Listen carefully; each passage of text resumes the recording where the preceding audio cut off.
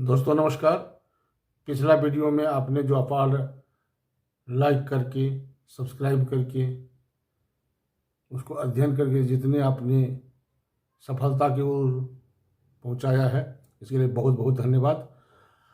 और आज मैं नए वीडियो के रूप में छात्रों को मनोबल को बढ़ाने के लिए यहाँ की जो परीक्षाएं होते हैं, प्रतियोगिता परीक्षाएं, उसके संदर्भ में विस्तृत लेके आ रहा हूँ। तो आज का विषय है झारखंड पब्लिक सर्विस कमीशन और झारखंड सबऑर्डिनेट सर्विस कमीशन। विगत कुछ दिनों पहले झारखंड सबऑर्डिनेट सर्विस कमीशन के द्वारा परीक्षा का आगाज किया जा चुका है। उसकी परीक्षाएं होने वाली है, जिसमें अराजपत्रित पदों पर परीक्षा होती है। उसके फॉर्म भरे जा चुके हैं और परीक्षा हाल फिलहाल होने ही वाली है। द्वितीय, झारखंड पब्लिक सर्विस कमीशन से राजपत्रित पदों पर परीक्षा ली जाती है, यानी वैसे पद जो ब्लॉक के अंदर में BDO, doctors, engineers, supply department में, कृषि क्षेत्र में, बहुत सारे क्षेत्रों में वैकेंसी होती है।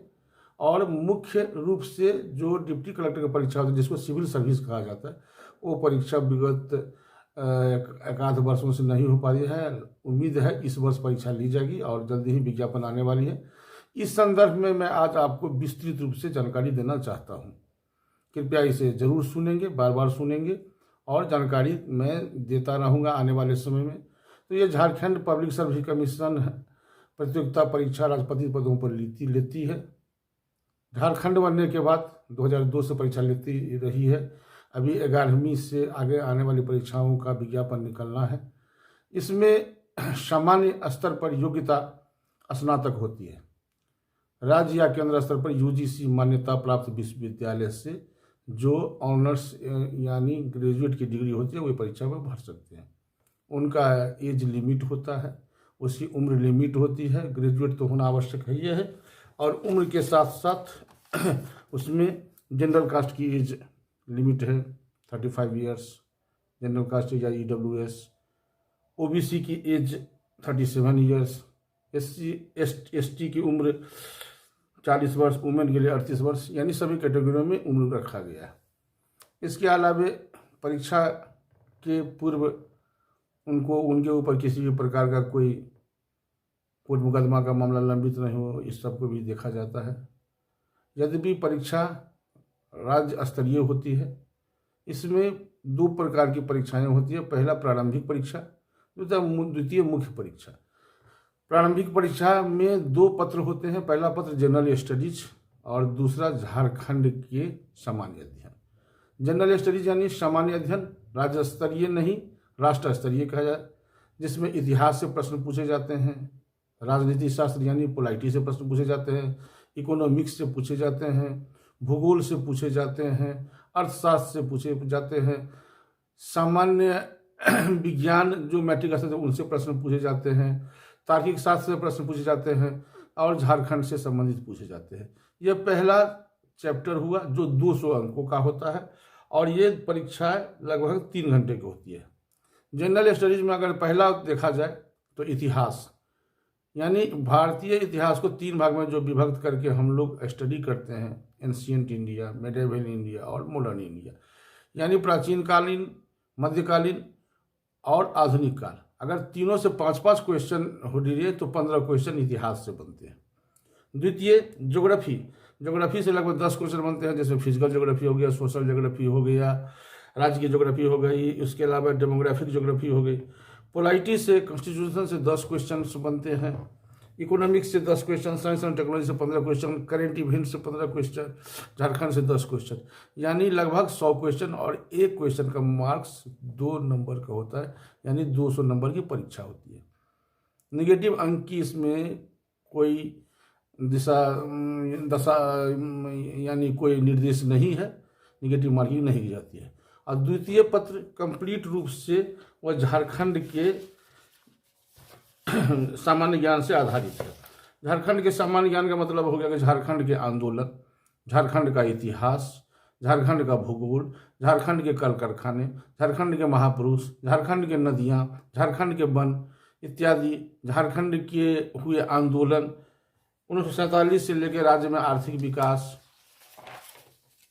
झारखंड के पर्यावरण संबंधी, झारखंड में आपदा प्रबंधन, इनसे 200 नंबर की परीक्षा होती है, इसमें भी 100 अंक होते हैं, इसमें भी निगेटिव मार्किंग नहीं होती है।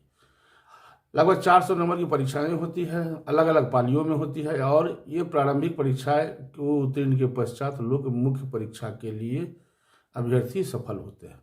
प्रारंभिक परीक्षा में अभी तक जो देखा गया है, लगभग 60% अंक प्राप्त करने वाले हैं उत्तीर्ण हुए हैं, यानी रिक्ति के जितनी भी रिक्तियां रहती हैं उसके लगभग 10 से 15 गुना, यानी अगर रिक्तियां 300 है तो लगभग उसका 15 गुना लोग मुख्य परीक्षा के लिए उपलब्ध होते हैं, और मुख्य परीक्षा में 2 से 2.5 गुना होता है।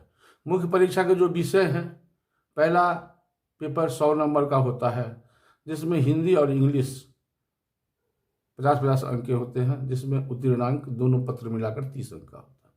द्वितीय, एक रीजनल लैंग्वेज आपको रखना पड़ता है जो 150 अंक का होता है। रीजनल लैंग्वेज में आप हिंदी रखें, इंग्लिश रखें, हो भाषा रखें, खोटा रखें, उर्दू रखें, बंगाली रखें, उड़िया रखें, वो एडिशनल होता है। इसके अलावा 4 पेपर जनरल स्टडी से संबंधित होता है, जिसमें झारखंड का इतिहास से लेकर देश की सभी चीज़, इतिहास, पोलाइटी, ज्योग्राफी, इंडस्ट्रियल, इकोनॉमिक्स, इतनी परीक्षा होती है। तत्पश्चात अंतर्परीक्षा कार्यक्रम हो जाती है, उसमें जो सफल होते हैं उनकी शारीरिक जांच होती है। तत्पश्चात वो लोग ट्रेनिंग करके अपने माकूल स्थान पर पदस्थापन होती है।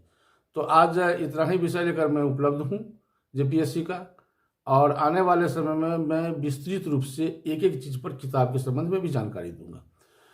अभी पीटी के संबंध में जो चीज़ है, जो अध्ययन करना है, तो मुख्य रूप से आपका इतिहास पर फोकस करना है, कॉन्स्टिट्यूशन पर फोकस करना है। इतिहास के बहुत सारी किताबें, एनसीईआरटी बुक्स हो गए, रामशरण शर्मा जी की बुक्स हो गई, लक्ष्मीनाथ झा की पोलाइटी हो गई। इसके अलावा में आपका इंडस्ट्रियल के मतलब टेक्निकल साइंस के लिए लूसेंट की बुक हो गई। उसके बाद झारखंड के लिए उड़ान की बुक हो गई, मनीष रंजन सर की बुक, बहुत सारी बुक मार्केट में भरी हुई है। अध्ययन करना है, और अध्ययन करने के लिए सबसे इंपॉर्टेंट चीज़ है अपने को माइंड सेटअप करना। माइंड सेटअप क्या होता है? प्रतियोगिता परीक्षा में जैसा मैं समझ पा रहा हूँ, 3 प्रकार के छात्र लंबे समय से इसमें अपना भाग्य आजमा रहे हैं। भाग्य कहिए या वो दिल से लगे हुए। एक जो विगत 3-4 बार से परीक्षा दे रही है, उन्हें मेन तक पहुँचे भी हैं, अंतर्परीक्षा में कम नंबर हो या रिटेन में कम नंबर हो, सफलता नहीं मिलती है। कुछ छात्र वो हैं जो परीक्षा दे रहे हैं लेकिन सफलताएं नहीं मिल रही हैं, और कुछ एकदम फ्रेश ताज़ा छात्र हैं जो अभी तत्काल ही स्नातक प्राप्त की सर्टिफिकेट प्राप्त किए।